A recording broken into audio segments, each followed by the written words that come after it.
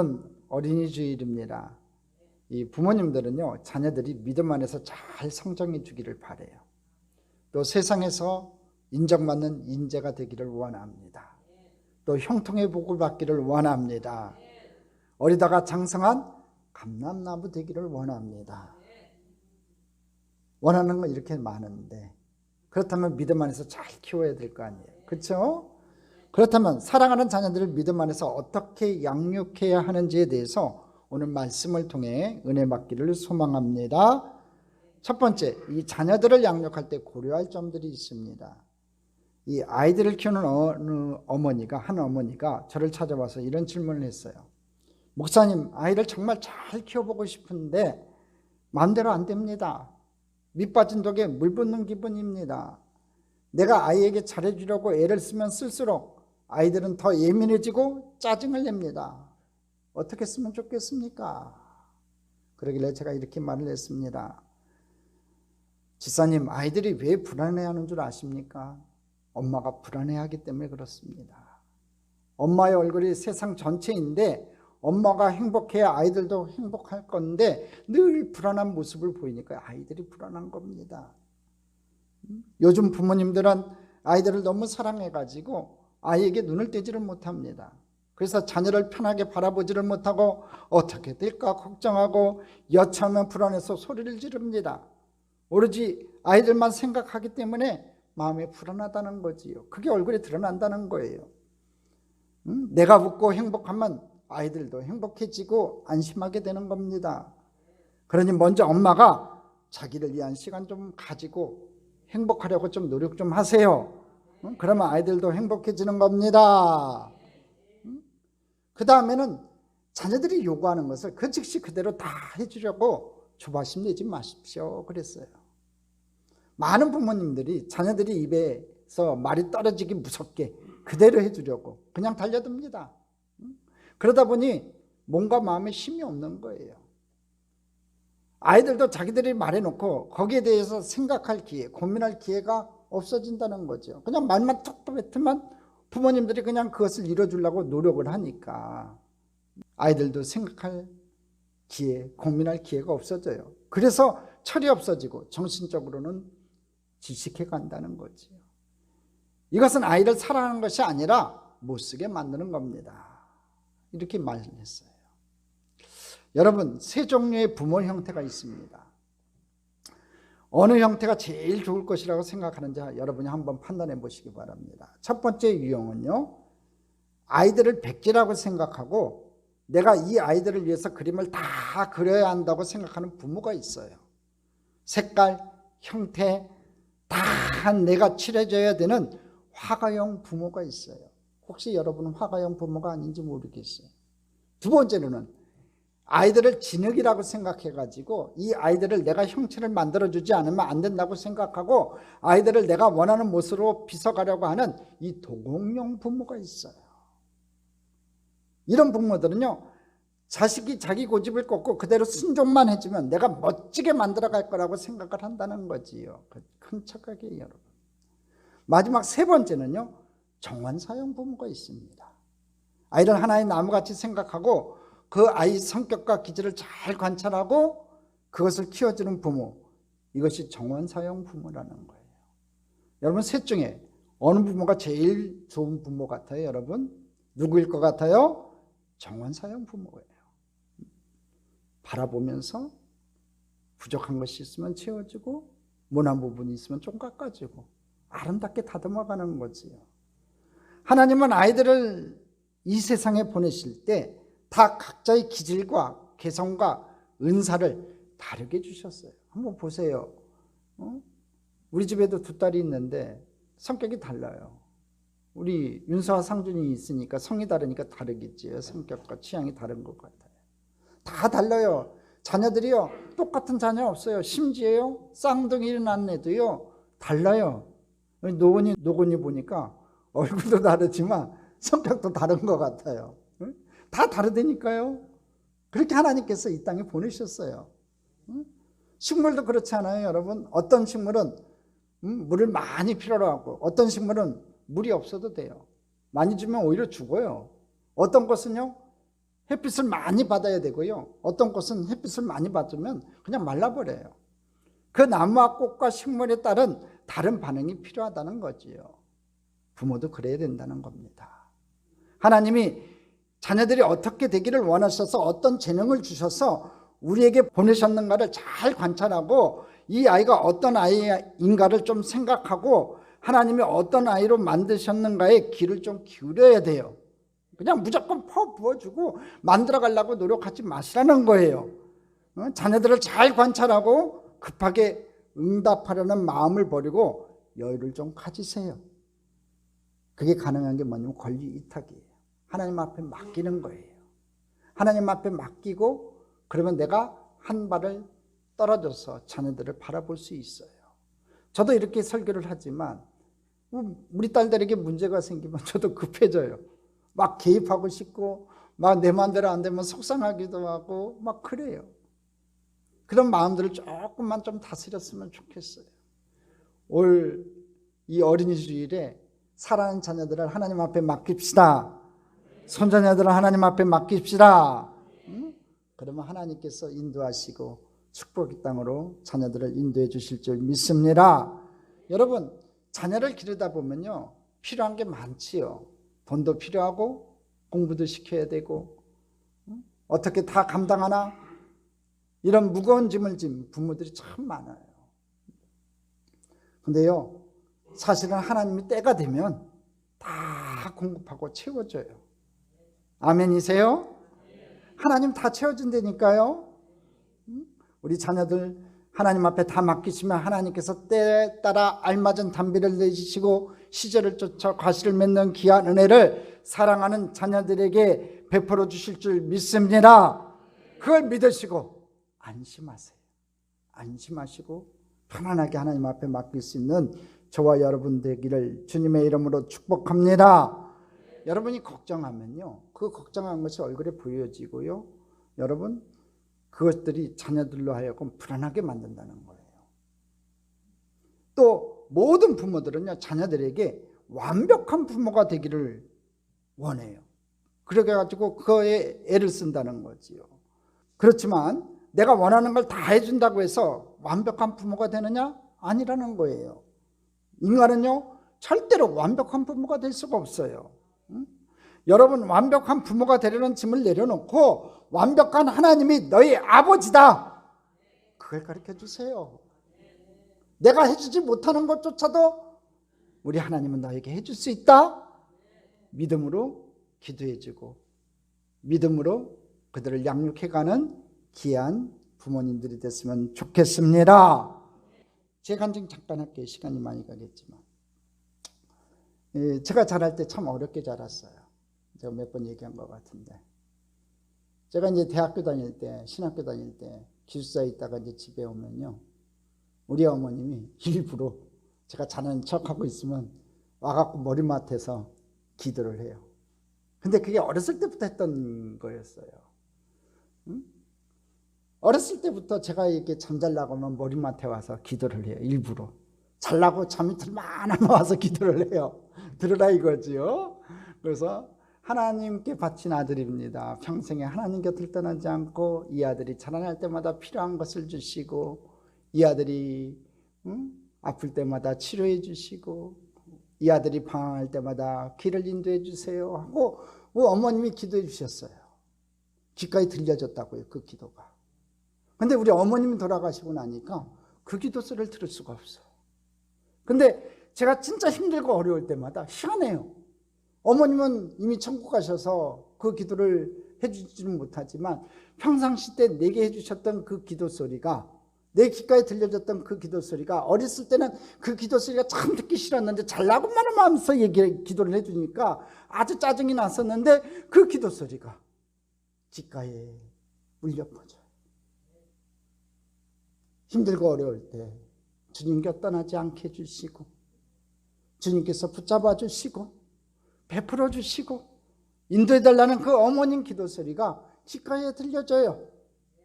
그래갖고 제가 힘들 때 어려울 때 포기하지 않고 다시 한번 일어서서 전진하게 돼요. 여러분 사랑하는 자녀들에게 기도를 해주세요. 귓가에 기도가 들려지게 해주세요. 하나님 말씀이 들려지게 하시고 하나님 앞에 드리는 찬양이 들려지도록 믿음으로 양육해가는 우리 귀한 우리 성도님들 되시기를 주님의 이름으로 축복합니다. 두 번째, 하나님을 만나는 자녀로 키우세요. 모든 부모들은요, 자녀를 잘 기르고 싶어 해요. 그렇죠, 여러분? 자녀님들 잘 기르고 싶지 않으세요?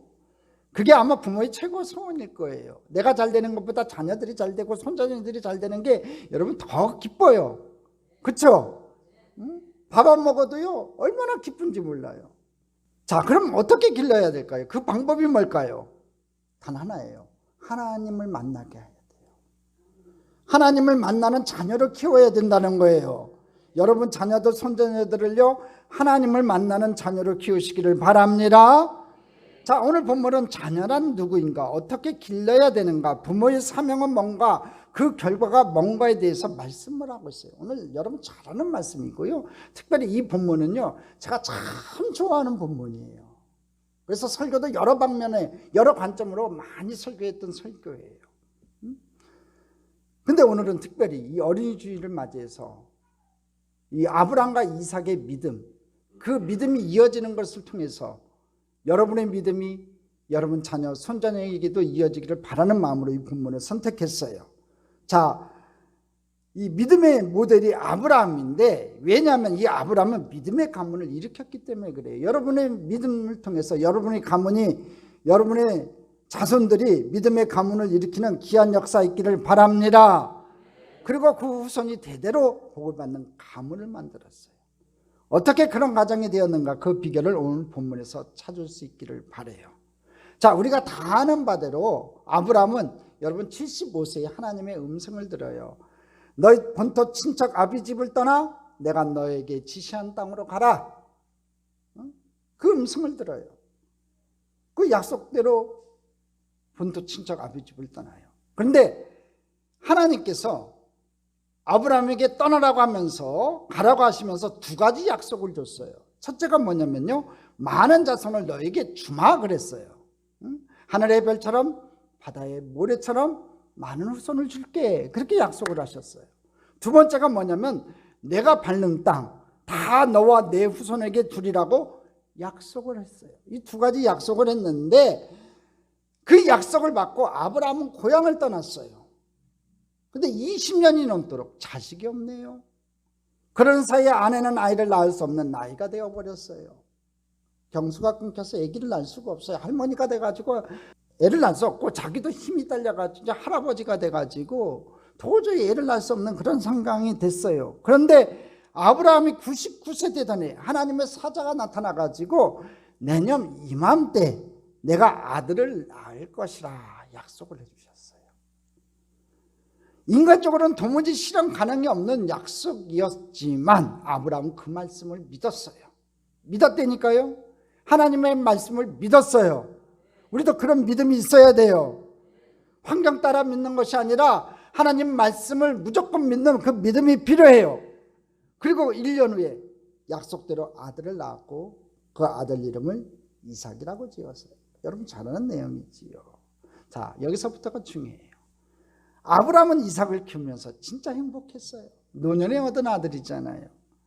하나님이 주신 이 소중한 선물, 내 아들, 내 아들, 이 아들을 기르면서 너무너무 행복해가지고 그 선물에 취해가지고 그만 그 선물을 주신 하나님을 잊기 시작했어요.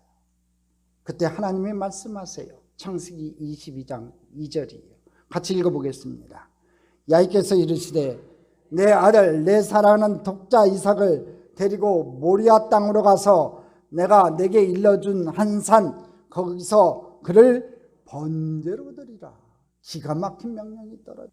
내 아들 독자 이삭을 모리아 산으로 데리고 가서 번제로 드리래요. 내 아들을 번제로 드리라. 번제가 뭡니까?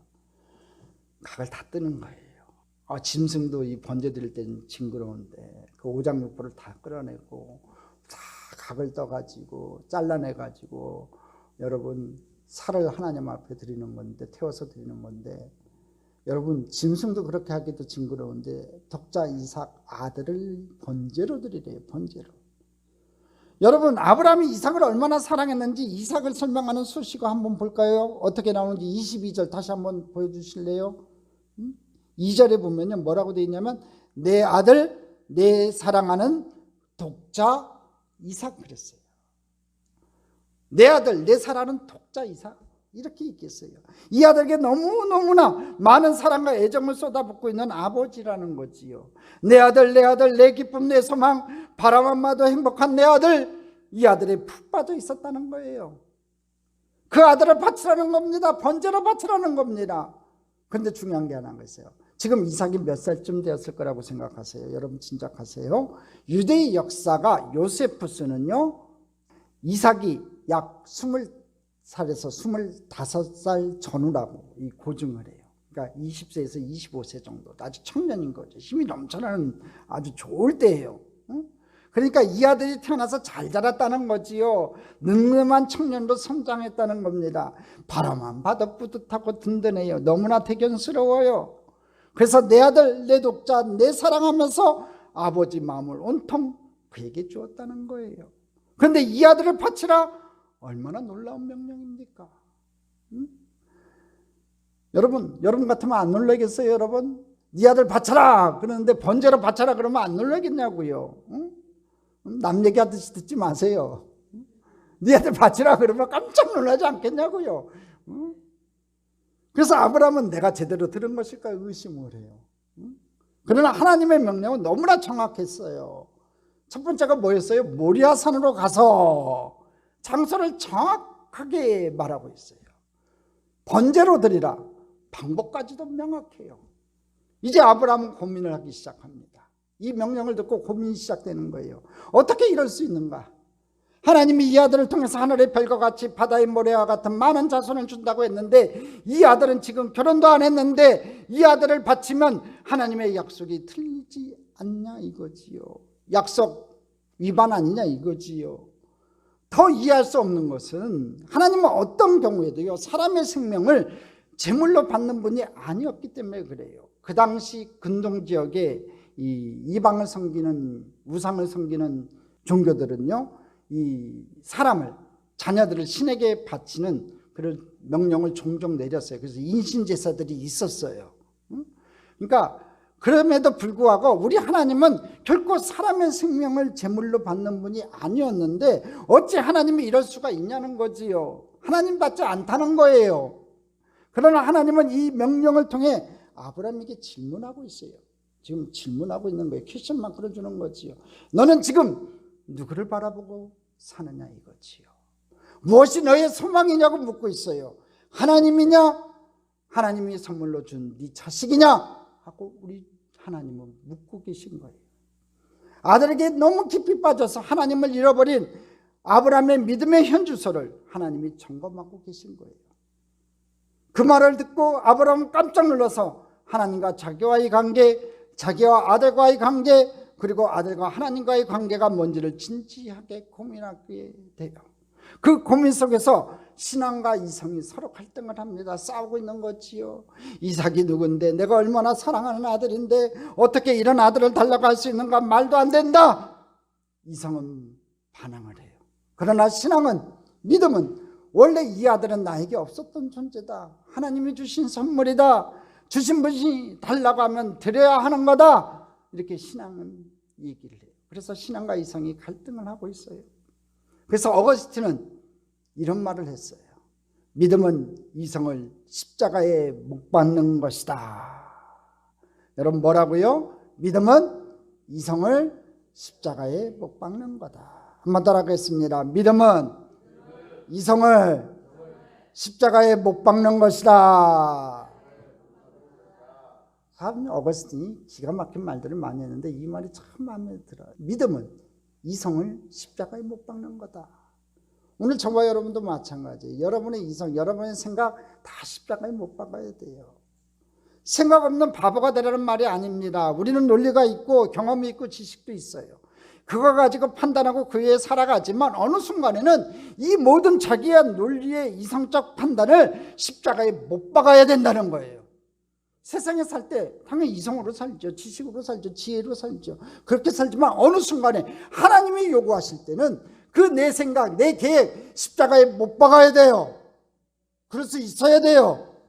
그렇게 되기를 주님의 이름으로 축복합니다. 그런 순간이 있어야만 진정한 믿음의 세계로 우리가 들어갈 수 있다는 거예요. 그런 얘기예요.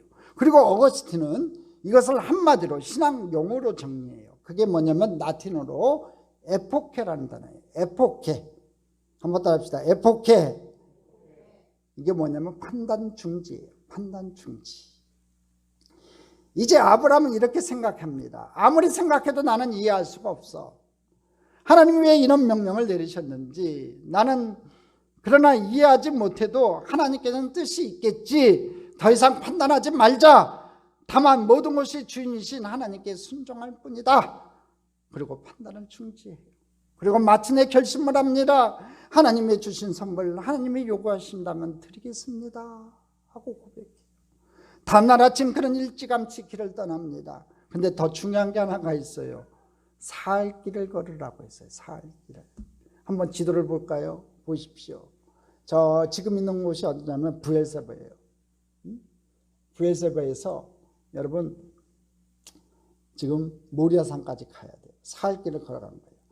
그냥 눈 딱 감고 아들 받치면 혹시라도 모르겠는데 3일 동안 아들과 함께 여행을 하며 대화를 나누며 그 자리까지 가라는 거예요. 그렇지 않았겠어요? 성경에 기록되어 있지 않지만 3일 동안 걸으면서 푹푹 속삭으면서 걷기도 했겠지만 아들하고 대화하면서 가지 않았겠냐 이거지요. 그냥 뚝 감고 이 자리에서 번제를 바치라 했으면 그렇게 했으면 쉽게 할 수 있었을 텐데 3일 동안 걸어가라고 했다고요. 여러분 그 3일 동안 얼마나 많은 생각이 아브라함 머리를 스쳤겠냐고요. 지금은 우리가 같이 가지만 올 때는 나 혼자겠지. 이 아들 없이 나는 어떻게 살아야 되나. 수많은 고민, 하나님에 대한 의심, 그리고 또 다짐 이런 것들이 반복되고 있었어요.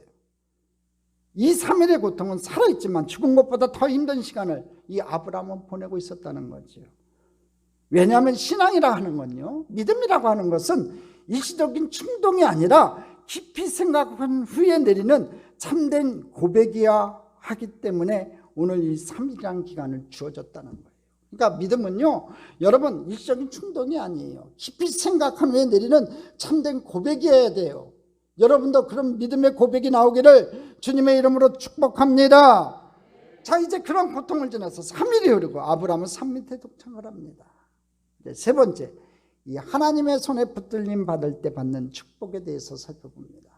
자, 이제 종들을 산 밑에 두고요, 아들과 함께 둘이 산을 오르고 있어요. 자, 보십시오. 아들과 함께 산을 오르는 아브라함. 근데 이 아들이요, 질문을 하네요. 기가 막힌 질문을 해요. 7절이에요. 같이 한번 읽어보겠습니다. 이삭이 그 아버지 아브라함에게 말하여 이르되 내 아버지여 하니 그가 이르되 내 아들아 내가 여기 있노라. 이삭이 이르되 불과 나무는 있거니와 번제할 어린 양은 어디 있나이까. 이삭이 몰라서 이거 물어봤겠냐고. 여러분 다 아는 거예요. 지금 이삭도 다 알고 있어요. 응? 참 난처한 질문이지요. 번제할 어린 양은 어디 있습니까 아버님 하고 물어보는 거예요. 여러분 인생 살다가 참 대답하기 곤란한 질문 받을 때 있지 않아요 여러분? 이런 질문 받으면 여러분 어떻게 대답을 해야 됩니까? 대답하기 어려운 질문이잖아요. 야 네가 번제물이다 이렇게 얘기할 수 없잖아요. 응? 근데 아브라함은 뭐라고 대답했어요? 8절에 보면 하나님이 친히 준비하실 거다 그랬어요. 8절 한번 읽어보겠습니다. 아브라함이 이르되 내 아들아 번제할 어린 양은 하나님이 자기를 위하여 친히 준비하시리라 하고 두 사람이 함께 나아가서. 그래서 저는 여기서 힌트를 얻어요. 저도 이제 목회하다 보면 참 어려운 질문을 받을 때가 있어요. 응? 나도 막막하고 대책을 알 수 없는데 성도님이 나에게 어떻게 하면 좋냐고 물을 때 이런 대답을 해요. 여러분도 이렇게 대답하면 돼요. 하나님이 친히 준비하실 겁니다. 응? 제가 대답을 드릴 수 없는 상황들, 알 수 없는 그런 상황이 되면요, 이 답이 정답인 것 같아요. 하나님이 친히 준비하실 겁니다. 할렐루야. 자, 이제 산꼭대기에 올라왔어요. 제단을 쌓았고 나무를 올려놓고 이제 제물이 필요한 이 시간에 마침내 아버지 아브라함은 아들에게 말을 시작해요. 이 내용은 성경에 기록되어 있지 않아요. 그런데 이스라엘의 전선에 의하면, 외경에 의하면 이런 대화가 오고 갔다고 그래요. 내 아들 이삭아, 내가 너를 얼마나 사랑하는지 아느냐? 예, 아버지 압니다. 어느 정도 사랑한다고 생각하느냐? 아버지 목숨보다도 더 사랑한다고 생각합니다. 그렇다. 네 말이 맞다. 내가 너를 내 생명보다도 더 사랑한다. 그러나 나는 너보다 하나님을 더 사랑한다. 그런데 하나님이 너를 제물로 바치라고 하는구나. 이런 대화가 오고 왔대요. 이삭에게는 엄청난 충격이었겠지요. 감은 잡았지만 아버지로부터 이 얘기를 들었을 때 얼마나 큰 충격이었겠냐고요. 지금 이삭의 나이가 몇 살쯤 된다고 그랬죠? 25살 전후라고 했잖아요. 한참 힘이 좋은, 아버지가 상대할 수 없는 그런 아이였어요. 이삭이 아버지 미쳤어요 하고 확 물리치고 도망가면 되는 거예요. 나이 먹은 할아버지가 무슨 힘이 있어요? 아버지 그게 무슨 소리예요? 하나님이 그러실 수가 없죠. 거짓말이에요. 거짓말. 이러면 모든 것이 화사로 끝나버려요. 근데 이삭은 알고 있었어요. 내 아버지가 하나님을 어떻게 섬겨왔는지, 또한 내 아버지가 나를 얼마나 사랑하는지 알고 있었어요. 그리고 하나님의 뜻은 절대로 잘못될 수도 없고 취소될 수도 없다는 것을 알고 있었어요. 그는 먼저 아버지를 믿었고 하나님을 믿었어요. 그리고 거기에 자신의 생명을 겁니다. 이건 결코 하나님의 실수가 아니며 아버지가 나를 사랑하지 않기 때문도 아니라는 것을 믿었어요. 그리고 이렇게 고백해요. 아버지 뜻대로 하소서. 여러분, 이 아브라함의 순종, 이삭의 순종, 여기서 우리가 배울 게 있어요. 그 뭐냐면 이삭의 온유함이에요. 아브라함의 순종이에요. 여러분, 이게 가능했던 이유가 뭐냐면 아브라함이 평상시 때 가는 곳마다 제단을 쌓고 하나님 앞에 예배를 드리고 제사를 드렸던 그 모습을 어린 이삭은 기억하고 있었다는 거죠. 상교육을 시켰다는 거예요. 여러분 자녀가 잘 되기를 원합니까? 여러분 손자녀들이 잘 되기를 원합니까? 여러분 가문이 믿음의 가문이 되기를 원합니까? 여러분 그렇다면 믿음의 유산을 남겨주세요. 여러분이 믿음의 본을 보이세요. 기도하는 모습을 보이세요. 무릎 꿇는 모습을 보이세요. 찬송하는 모습을 보이세요. 그 모습을 보고 여러분의 자녀들이, 여러분의 손자녀들이 어렵고 힘든 날 똑같이 무릎 꿇고 하나님을 찾고 하나님 앞에 기도하고 하나님 앞에 영광 돌리는 복된 자녀들이 될 줄 믿습니다.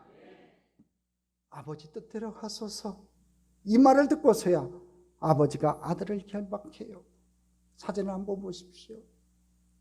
조용히 결박당하는 이삭.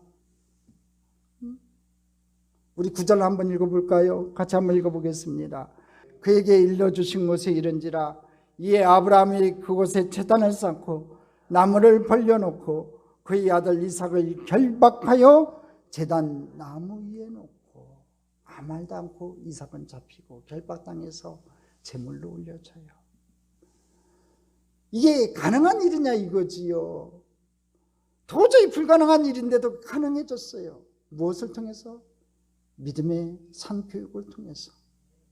평상시 때 하나님을 섬기는 그 아버지의 믿음을 통해서 그 모습을 봤기 때문에 흔들리지 않는 그 이삭의 마음에 믿음이 굳건해졌기 때문에 이삭은 조용히 결박당하고 제단나무 위에 올라가요. 오늘 여러분의 가문이 이런 믿음의 유산이 이어지는 축복의 가문이 되기를 주님의 이름으로 축복합니다. 여러분 자식이 허락을 했지만 자식의 손을 결박하는 아버지 마음이 제정신이겠어요? 수없이 결심을 하고 다짐했지만 힘든 상황이지요. 지금이라도 하나님 막아줬으면 좋겠는데 그럴 기미는 보이지 않아요. 이제 채우라 아브라함은 하나님께 다 맡겨요. 더 이상은 살릴 수 없다. 모든 것을 하나님께 맡기고 아들을 제물로 바치기 위해서 칼을 들어 찌르려고 할 때 하나님이 아브라함을 불러요. 10절 11절 우리 같이 읽어보겠습니다. 손을 내밀어 칼을 잡고 그 아들을 잡으려 하니 야의 사자가 하늘에서부터 그를 불러 이르시되 아브라함아 아브라함아 하시는지라 아브라함이 이르되 내가 여기 있나이다 하매. 성경에 보세요. 11절에 보면 아브라함아 아브라함아. 여러분 이 아브라함아 아브라함아 이렇게 천천히 불렀을 것 같아요. 제가 부르듯이요. 아브라함아 아브라함아. 지금 아브라함은 칼을 들어갖고 자기 아들을 잡으려고 하는 순간에 천사가 느긋하게 나타나가지고 아브라함아 아브라함아 이렇게 불렀겠냐고요. 그렇게 부르면 안 되죠. 그냥 아브라함이 그냥 칼을 내리쳐갖고 이삭을 죽이면 안 되잖아요. 아브라함아 아브라함아 그냥 부르면서 그의 팔을 탁 잡았겠지요. 그리고 하신 말씀이 12절이에요. 우리 12절 읽어보겠습니다. 같이 읽겠습니다. 사자가 이르시되 그 아이에게 내 손을 대지 말라. 그에게 아무 일도 하지 말라. 내가 내 아들 내 독자까지도 내가 아끼지 아니하였으니 내가 이제야 내가 하나님을 경외하는 줄을 아노라. 여러분 하나님이 아브라함이 하나님을 경외하는 줄 몰랐던 게 아니에요. 여러분 이 사건을 통해서 아브라함이 하나님을 향한 경외함을 드러내고 만민 앞에 공포하고 그를 믿음의 조상으로 인치는 순간이요. 인정하시는 순간이라고요. 그리고 아브라함에게 엄청난 복을 주셨어요. 그게 17절 18절이에요. 같이 읽어보겠습니다. 내가 내게 큰 복을 주고 내 씨가 크게 번성하여 하늘의 별과 같고 바다의 모래와 같게 하리니 내 씨가 그 대적의 성문을 차지하리라. 또 내 씨로 말미암아 천하 만민이 복을 받으리니 이는 내가 나의 말을 준행하였음이라 하셨다 하니라. 여러분 이 복은요 아브라함에게 준 복만이 아니에요. 아브라함과 이삭에게 준 축복이에요. 큰 복을 주시는 거지요. 네 자손이 번성하리라. 믿음의 가문을 이루겠다고 하나님께서 복을 주셨어요. 천하 만민이 복을 받는데 너희 가문을 통해서요. 여러분 큰 복을 주시는데 큰 복을 받으려면요 그 복을 받을 그릇이 커야 돼요. 큰 그릇이 어떻게 되는 줄 아세요 여러분? 고난과 시험을 통해서 큰 그릇이 되는 거예요. 그러니까 평상시에 내가 그 고난과 환난을 통해서 내 믿음이 그릇이 커진다니까. 그러니까 고난당한 것이 내게 유익이라고 그러잖아요. 그 고난을 통해서 환난을 통해서 주의 율례와 율법을 내가 알게 되었고 배우게 되었다고 하는데 그 고난과 환난을 통해서 여러분 해석이 달라져야 되는 거예요. 고난이 오면 불평하고 원망하면요 그걸로 끝나는 거예요. 시험 실패예요. 아브라함이 시험이 닥쳤을 때 불평하고 원망하고 하나님 명령 따르지 않았으면 그런 이 성경에 기록되지도 않았을 거예요. 그렇지만 하나님 말씀에 순종하면서 하나님 아멘 하고 나아가고 불평하지 아니했을 때 그가 시험에서 승리했었어요. 오늘 여러분도 그래야 돼요. 환난이 닥쳤을 때 불평하고 원망하지 마시고 찬송하고 감사하세요. 그럴 때마다 여러분의 그릇이 커져요. 그래서 큰 그릇이 될 때 한없는 하나님의 축복이 여러분의 그 큰 그릇에 믿음의 그릇에 내려질 줄 믿습니다. 아브라함이 이 엄청난 시험을 통해 가지고 믿음의 조상이 돼요.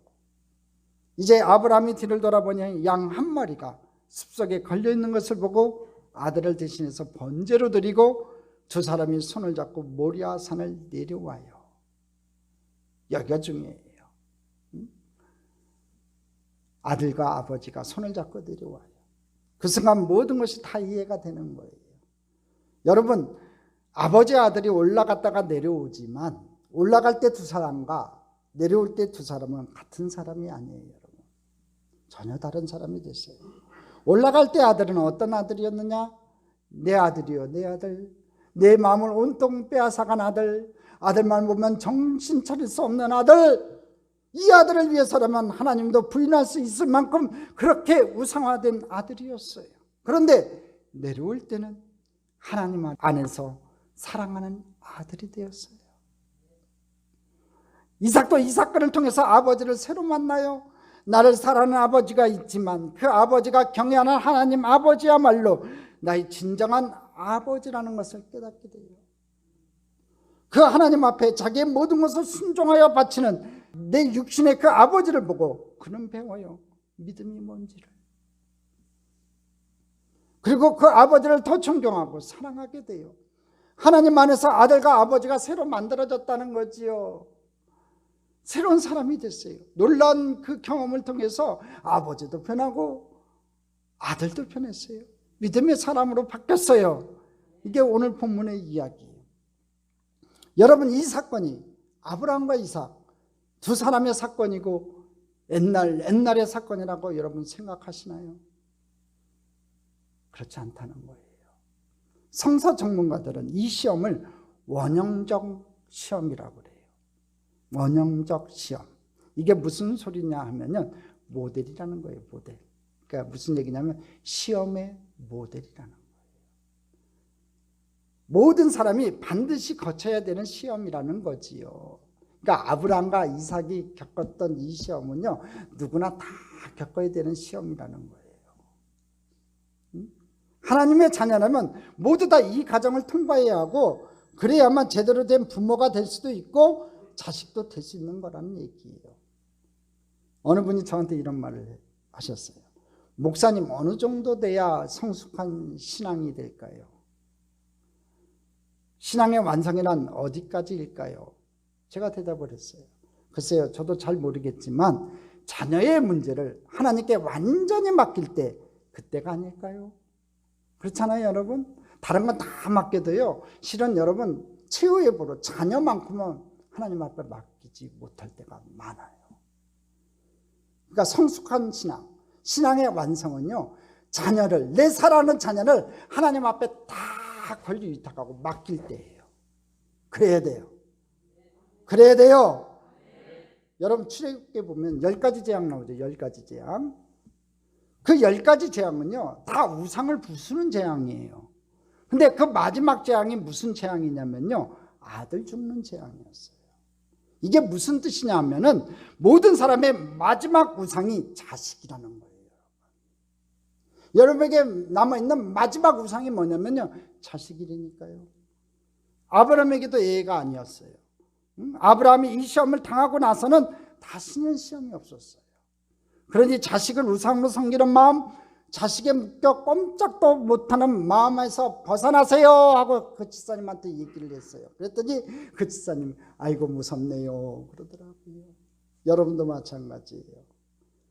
혹시라도 자식을 우상으로 섬기는 마음이 있고 자식에 묶여 꼼짝도 못하는 마음이 있다면 거기서 벗어나세요.